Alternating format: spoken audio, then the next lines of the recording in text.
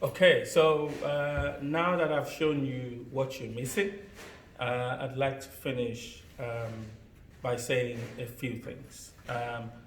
Mind my jumble because they may not necessarily line up properly, but I think there are things that is useful for you to know. We have successfully procured additional emergency accommodation. Some of you would know this already. At a very, very short notice, we booked 135 rooms in one hotel, to make sure that nobody is sleeping rough in the borough, as well as for victims of domestic violence. So that's great. As a result, around 100 single people have been accommodated, and we're now transferring people into different COVID cohorts, something I never thought I would hear. So there are three COVID cohorts: COVID general, i.e., people who are like me or you, no symptoms and do not need to be shielded. COVID protect, those who need to be shielded, and COVID symptomatic, those who are experiencing COVID-19 symptoms.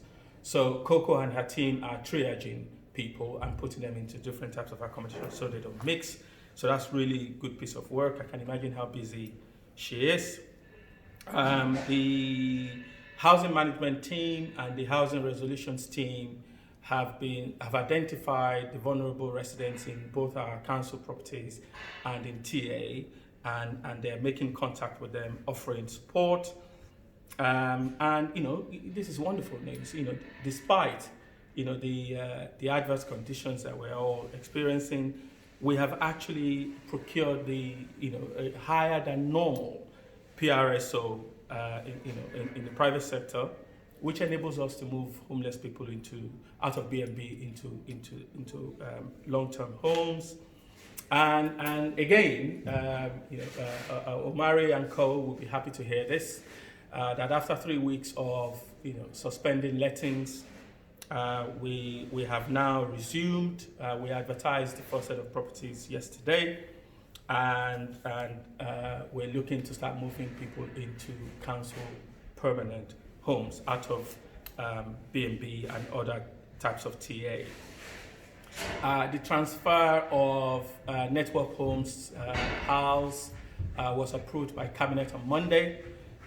So work is now at pace to make sure that happens, and that by 1st of July the portfolio is transferred, which means the BDL grows significantly by around 400 properties, and Love Dreams Empire increases. It's like Russia taking over the world. He must be pleased to hear that. We want to restart the new council homes program because, as we all know, some contractors stopped work as a result of COVID-19. So John and his team are looking at ways to make sure that happens. And somebody asked the question around, why are we selling land, to housing associations when we should be building ourselves? Well, so just so you know, it is not council policy to sell land. We have a huge program to build council homes over the next 5 years and beyond, and we have no intention whatsoever to sell land to anyone that we can build ourselves. The only exception to this is in South Kilburn, where the model was approved many, many years back, and the idea is to change South Kilburn from a mono council estate into a mixed community where you have private sales and so forth. And the council we're not, let's admit it, good at doing private sales, so we need partners to do that, and that means transferring land. But that is just for that basis. Our contractor partners have been fantastic. Waits, Okray, they've continued to deliver a good service for us. To make sure that their businesses survive this crisis, we need to make sure that we continue to give them work, and particularly, perhaps more importantly, we pay them on time. So colleagues who do invoices, I beg you to please ensure that invoices are processed quickly.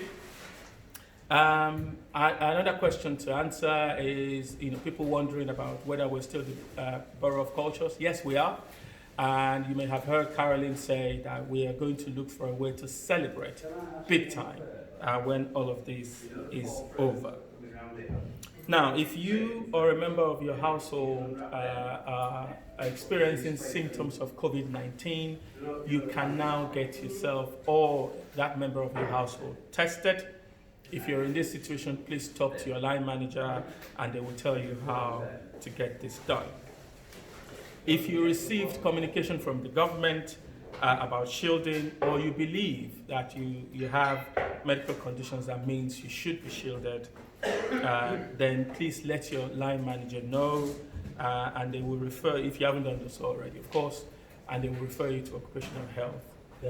What this means is that when a process will follow, of course, and then when vaccines and antibody tests are available, you will be prioritized for it.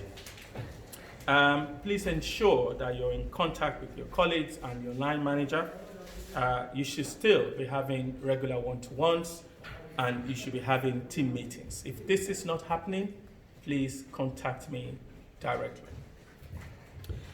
If you're finding it tough at home, and I can imagine a lot of people are, and you want to talk to someone, please remember that we have the staff support line, details of which you can find on the internet.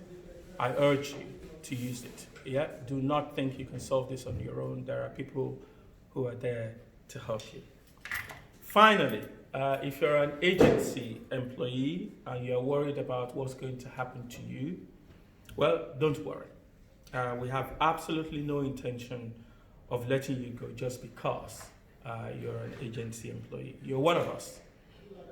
You provide a valuable contribution, and we want you to stay. In fact, we want you to stay so much that I'm asking you now, you can see me and hear me, that we want you to become permanent. So that post you occupy is a permanent post. We would like to see you in it permanently. So that way, you don't have to be referred to as an agency employee ever again. Yeah? I assure you that those of us who have the Brent contract, we have no marks on our bodies for it.